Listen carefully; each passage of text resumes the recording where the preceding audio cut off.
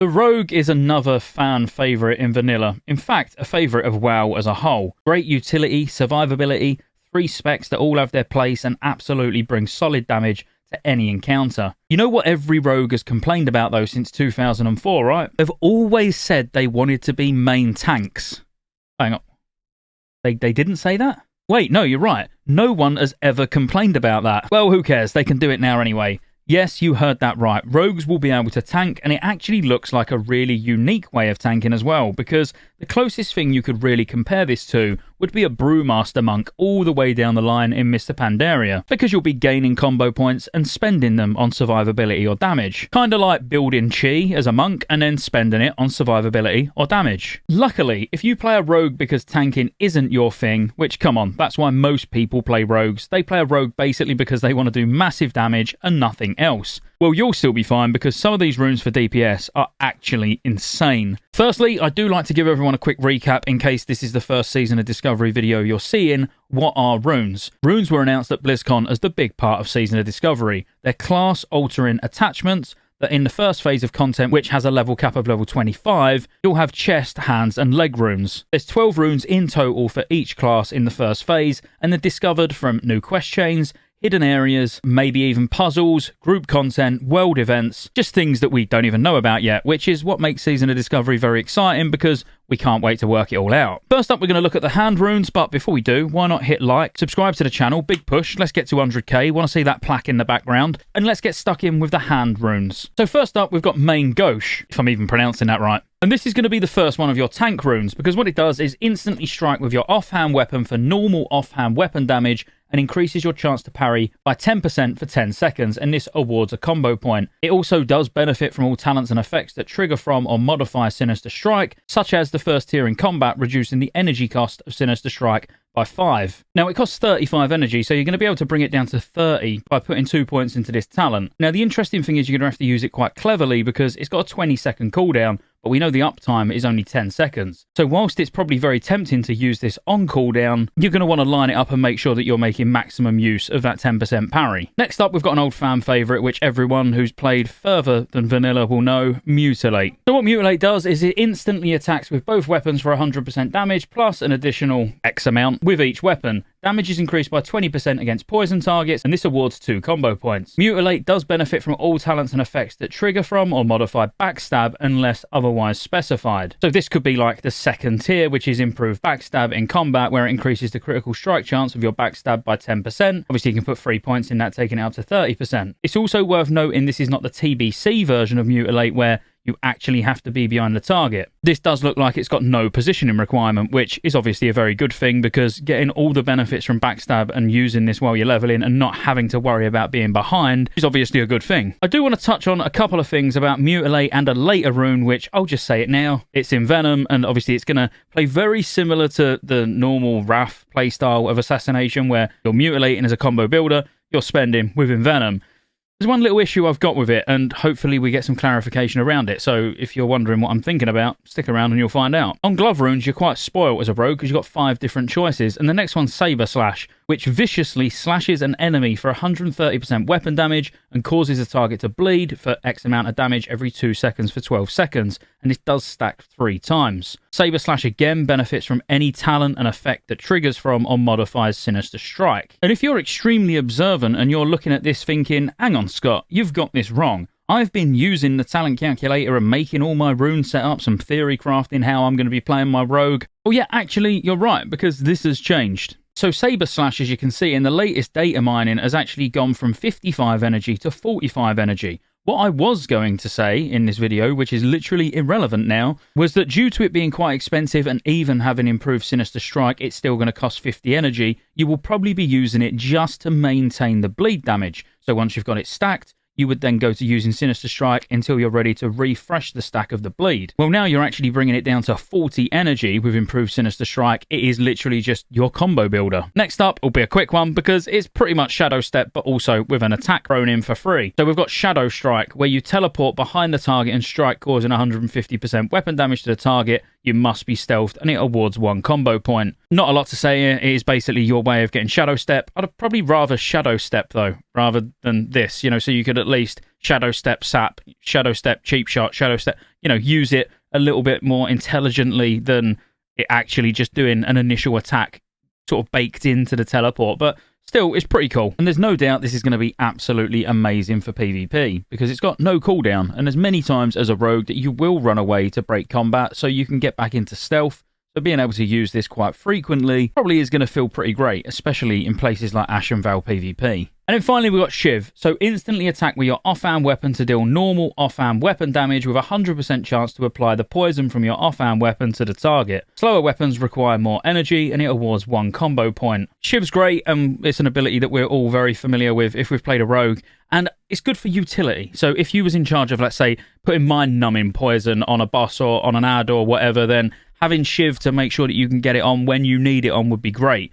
But would you really want to sacrifice any of the other abilities that you get from runes just for Shiv? I feel like Shiv's in the wrong place, if I'm honest with you, because there's just far too much competition for anyone to seriously actually ever want to take this rune. Next up, we'll do the chest, and we've got Deadly Brew, which when you inflict any poison on a target, you also inflict deadly poison. Now, this will be huge if you're using Mutilate and Envenom, like I've already spoiled is coming, because you can literally just run double instant poison, or you could go instant and a utility poison. Just a Flesh Wound is your tanking rune, and you don't really have any options with this one. If you want to tank as a rogue, you're going to have to use it, because you take 20% reduced physical damage while Blade Dance is active. Additionally, you have a 6% reduced chance to be critically hit with melee attacks, so you'll be crit immune. The threat generated by all your actions is massively increased, and your feint ability is replaced with Tease, which taunts the target. So this is when you come online as a rogue tank. Without this, you're just not going to be able to do it because you're not going to get the increased threat, as well as all the other things. Next up, we've got Quick Draw, where you draw your ranged weapon and fire a quick shot at an enemy,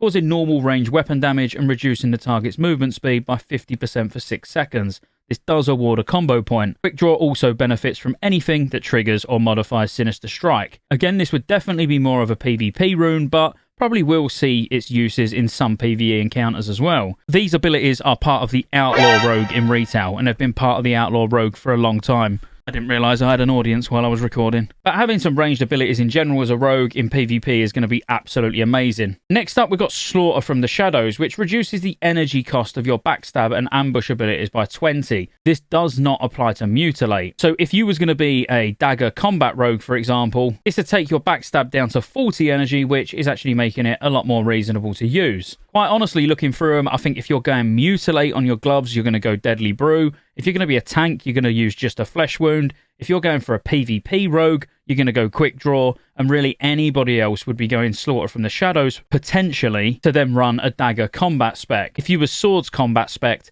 Deadly Brew would probably be the way to go. Remember, this is all speculation, so if there's like hundreds of you rogues all gathered round talking about what's potentially going to be BIS, I'm only speculating as well. And then finally, we've got the legs. Now, you've only got 3 choices on the legs because you had 5 on the gloves. We might as well start with the easiest one, which is Blade Dance. If you're a tank rogue, you have to use this. It's a finishing move that increases your parry chance, it lasts longer and grants more parry based on combo points spent. So you're going to get between 6% with 1 point up to 10% parry with 5 points, and it lasts 30 seconds with 5 points. Now, this is why it would be important with things like main goosh. That word really makes me laugh. Because you're probably going to want to open up with this to get the 10% parry straight away. This would really be the first ability you press, because until you start spending some combo points, you're getting no benefit from Blade Dance at all, of course. And really, you're going to want to be spending 5 combo points as soon as possible. And I think that's where things like Evasion will come in really useful, outside of just using it as when you know there's predictive big damage about to come in. Evasioning on the pull to enable yourself to be able to get a 5-point Blade Dance up could actually be really strong as well, especially if it's a really hard, fast hitting boss. Just popping it, knowing that you're safe for the whole 15 seconds to get everything up that you need going, because once you've actually got it up, then it's just like spinning plates. You're just going to be making sure that you don't let these things drop off. But the interesting thing about a rogue tank, when you look into the talents in combat, you can get 5% dodge from the first tier and then 5% parry from the second tier. So from runes and talents, and without taking any baseline parry into account, you're going to get 25% parry. Now, the 10% that you're going to get from your glove rune isn't going to be up all the time. It's only going to be up, well, half of the time, but you'll be keeping Blade Dance up 100% 90% of the time. So the vast majority of the time, you're going to have quite a large amount of parry. And let's not forget, if you do go combat tank, you're also going to get riposte. So when you do parry, you're going to be able to disarm as well. And it's a very low energy cost, high damage dealing ability on only a 6-second cooldown. So yeah, I really like the look of rogue tanks. I still think they might struggle a little bit compared to the other tanks, but I don't want to jinx it. They could be mega strong. We may as well get Envenom out of the way because I've mentioned it before, and I've said I've got a concern about it. So it's a finishing move that deals instant poison damage based on your deadly poison doses on the target, and then following the Envenom attack, you have a 75% increased frequency of applying instant poison for 1 second, plus an additional 1 second per combo point.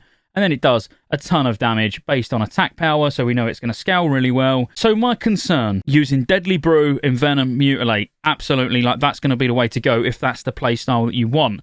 The problem is, in vanilla, poisons have got charges. So just looking at instant poison at level 20, it's got 40 charges. How quick are you going to tear through those 40 charges when you use a big 5-point Envenom and you got 5 seconds of where you're just going to be slapping those poison charges into the boss? You're going to be literally reapplying poisons like every 30-40 seconds, which that'll be pretty frustrating. So I'm hoping Blizzard have thought about that and you rogues actually see a bit of a quality life change there where they use poisons from, you know, Wrath, like we get them now, where you just put it on your weapon and it lasts X amount of time rather than X amount of charges. But overall, having Envenom's great, but then that just leaves us to the last leg room, which is a bit lackluster unless you're going to be PvPing. It's a ranged finishing move that causes damage per combo point increased by attack power and stuns the target. So it's from a 1.1 second stun up to a 5.5 second stun, and it shares a cooldown with Kidney Shot. Now, it's got a 20-second cooldown, but it is on a 20-yard range, so in PvP, having someone trying to kite you when you're using Shadow Strike to teleport behind them, Quick Draw to be able to still build combo points when they're trying to run away from you, and then locking them down with Between the Eyes, it's going to make Rogue a lot of fun. I personally am going to have a Rogue for PvP. The tanking on a Rogue don't interest me, don't get me wrong. The Shaman tanking really interests me, but for some reason, the Rogue one is not really ignited my interest enough for me to want to do one, but I really want a rogue for like Ashenvale PvP. I think it's going to be mega fun having those ranged abilities, ranged stuns, teleports to the target. Like, it's going to be pretty insane. Tell me what you're most excited about for your rogue in Season of Discovery, and if you've got anything to add, because at the end of all of these videos, I will be doing one big video with all 9 of them together, taking our learnings, our thoughts, amendments, and any minor changes that's happened between posting the video and then doing the big video of all 9 classes together. So if you've got any input, stick it down in the comments. Thank you for watching. Be sure to like, subscribe. As I say, big push to 100k. Let's do it. And I'll see you on the next one.